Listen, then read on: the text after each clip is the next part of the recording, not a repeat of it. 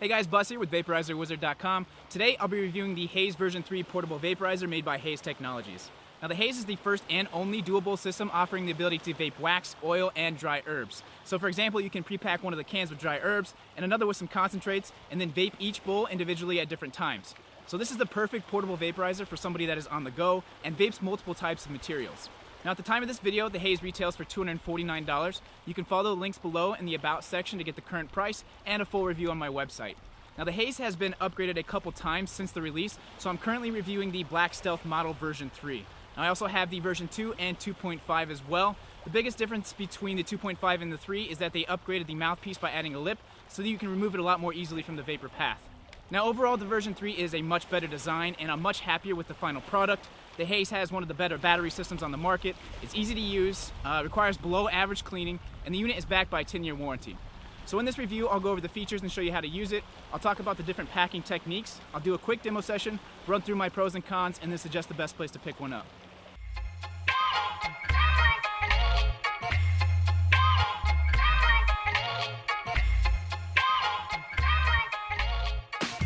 So here's the Haze V3 vaporizer. It's one of the first and only doable vaporizers compatible with dry herbs, concentrates, and e-liquids. It uses stainless steel chambers, a stainless steel vapor path, and it uses its own patented heat exchange system. Now this system simultaneously cools the vapor before getting to your lips, while also preheating the chamber to increase battery life. The Haze V3 is about half the height of the Mighty, and it's about the same as having a 4-ounce flask in your pocket. Now overall, it's a bit lighter than the Firefly and Mighty, but not quite as portable or discreet as the PAX 2 Crafty or Grasshopper. The Haze V3 comes with 2 mouthpieces. You get one stainless steel and one glass. Now I prefer to use the stainless steel because it's not quite as hot on the lips, and the unit has storage for one mouthpiece when you're finished with your session. Now I had quite a few problems with earlier Haze versions when trying to remove the mouthpiece once the unit got a little dirty, but this version 3 now has the modified lip on the mouthpiece, which makes removal super easy. Now to get to the chambers, you're going to lift up on this lip. Both bowls are stainless steel and hold a combination of 4 loading techniques depending on your preferred vaping method and what materials you choose to vape. Now on the top of the lid you will see the stainless steel heating bowl seal. The seal helps contain the heat within the chamber by adding another wall, and the silicone around it helps reduce the external temps so you're not burning your fingers during use. The V3 now includes a dry herb canister with a breathable stainless steel lid. You still get the all-purpose canister for concentrates and e-liquids, 2 convection screens, and 2 conduction screens. Now you can use the dry herbs with all the above depending on your preference. I prefer to use the dry herb canister with stainless steel lid and just use a normal grind. Now if you prefer to use concentrates or e-liquids, then you can use the all-purpose cans with the included oil wick. Honestly, the best thing to do is just try them all out and decide for yourself what your preferred method is because I think they're all good. The reason I prefer the cans over the screens is because it's easier to preload the canisters, whereas the screens are kind of like a load-on-the-go type thing. I can preload 4 cans for something like a concert or an all-day hike. It's nice to just be able to swap them out on the go. Once we've decided on the packing method, we are ready to load in the can and turn the unit on. Now to turn the unit on, slide the selector one way or the other to pick the bowl you wish to vape. Now you can see the full circle and the empty circle as you switch it back and forth. Now I'll leave it here on the full circle. So from here we will press the temp select button 1 time for the first temp, twice for temp 2, and so on. The LED will continue to blink showing the unit is heating up, and then once the unit reaches your desired temp, the LED will stay on. Temp level 1 is now 365 degrees, temp level 2 is 380 degrees, 3 is 390, and 4 is 415 degrees Fahrenheit. The Haze V3 runs a little hotter on all temps, so I prefer to start out at temp level 2 for dry herbs until the hits becomes less dense, and then move into level 3 to finish off the bowl. Temp 4 is really geared towards concentrates. Now that we've talked about the packing methods and how to use the Haze, let's talk about the batteries. The Haze comes with 2 external rechargeable lithium-ion batteries that are charged from an external docking station.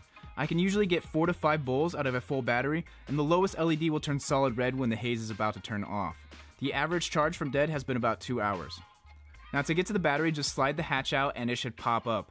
To charge the batteries, just pull it out and place it on the external charging dock. The LEDs indicate the power level, so the first LED blinking means the battery is very low, and then when all 3 LEDs have stopped blinking and stay illuminated, then the battery is completely charged. The docking station can also accept USB charging adapters, which can charge something else simultaneously. Once the battery is fully charged, place it back in the chamber plus side up, and then slide the hatch back into place. So now that we have a full battery and a loaded bowl, we are ready to move into the vape session. I've already loaded the chamber with some ground up herbs out of my Santa Cruz shredder, and for this demo I'll use the dry herb canister on the full circle selector. Now I like to start out at temp level 2 and then finish on level 3, but for this demo we'll go ahead and start out at level 3 and go from there. Now I found this unit takes anywhere from 50 to 60 seconds to heat up to 380 degrees, which is about the same as the PAX 2. Now one of the things I like about the Haze when compared to the PAX 2 is that the Haze has very little draw resistance. Now it's not quite as free-flowing as the Crafty or Mighty, but it's better than most conduction units. The Haze also has some decent vapor quality for a conduction unit. It's not quite up there with the Firefly or Crafty, but I would say it produces results similar to the PAX 2 and the new Vapier Prima.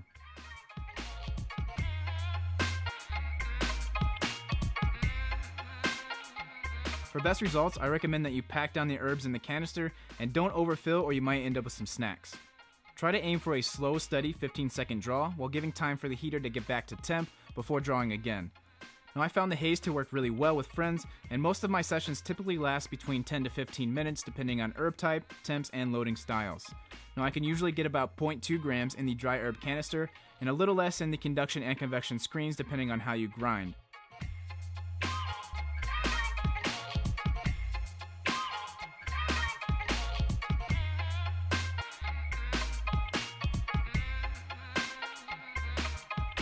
I recommend soaking both cans in alcohol after 6 to 8 sessions or so, just to make the entire cleaning process a little easier.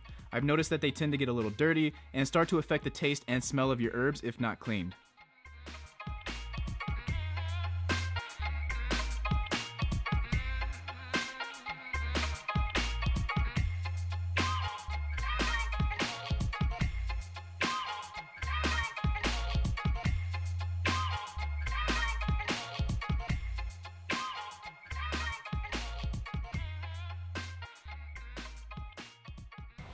Okay, so let's jump into the pros and cons. The first pro would be the dual bowl system offering multiple options to vape different materials. Not too many vaporizers offer the ability to vape herbs, concentrates, and liquids, and the Haze is really the only one to do it extremely well. The next pro would be the batteries. I never have to worry about running out of battery life with the Haze. If I'm at home, I always have one on the charger, and if I'm on the go, I just charge both batteries prior to heading out for the day. Now I can get up to 8 full sessions with both batteries, which is plenty for a hike or outdoor concert. Now this brings me to my next pro, the all-purpose dry herb prepacking cans. Now the Haze comes with one of the all-purpose cans and you get one of the dry herb canisters. So I definitely recommend that you pick up some extras. It's so convenient to just swap them out when you're finished with your session. There's no loading, no unloading, and you can pre-plan all of your sessions prior to leaving for the day. The next pro would be the portability and discreetness. It's about the same as having a flask in your pocket, and you can always just pop some 0 milligram flavored e-liquid into a can if you're afraid of somebody smelling the herb after the session. The next pro is the ease of use. You have a bowl selector and a temp select button, that's it. It's very simple to use and operate, which is great in a portable vaporizer. The buttons feel nice, it never sticks, and the selector stays in place when not in use. The next pro would be the 10-year manufacturer warranty. Now this is one of the longest warranties in the portable vaporizer market, and in my opinion the warranty length is a direct representation of the company's confidence in the design and craftsmanship of their product. Now I had a hard time coming up with some cons for this, but the first one is that the vapor path is closed when you turn the unit off. Now I like to take a couple more hits after turning off a vaporizer to get the last remaining vapor as it cools down. Now the next is the overall size. It's bigger than the PAX 2, the Crafty, the Grasshopper, and the Firefly, which are all popular portable models with the same quality and price range. Now the upside to the weight and size is the durability of the unit. Now overall, the Haze has become one of my top portable vaporizers, and I really enjoy using this on the go. I can pre-pack all of my cans for the day, and if I was really worried about battery life, I could pick up a couple more to throw on the charger before I head out. Now I like options, and the Haze has plenty of them. Now you can buy the Haze or check out my full review by following the links below in the About section. Please like and subscribe below to get the latest vaporizer reviews. I have much more on the way, and if you have any questions about the Haze V3 or any other vaporizer, feel free to leave a comment below or contact me on my website, VaporizerWizard.com. Thanks for watching my Haze V3 vaporizer review, and have a great day.